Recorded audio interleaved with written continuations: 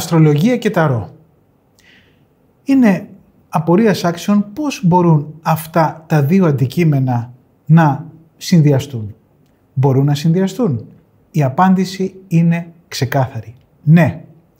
Η αστρολογία είναι η γλώσσα των πλανητών. Είναι η γλώσσα των συμβόλων. Το ίδιο όμως είναι και η ταρό. Με έναν άλλο τρόπο, με έναν τρόπο ο οποίος έχει εποπτεία, έχει εικόνα, έχει συμβολισμό, αλλά πάντα έχει να κάνει η ταρό με την αστρολογία σε ένα κοινό πεδίο αρχετυπικό.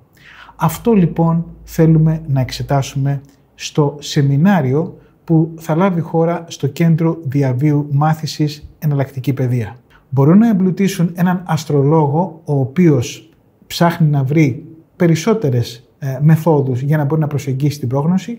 Μπορεί να βοηθήσουν έναν ερμηνευτή της ταρό μέσω της αστρολογίας να εμπλουτίσει και αυτός το δικό του τρόπο που κάνει την πρόγνωση.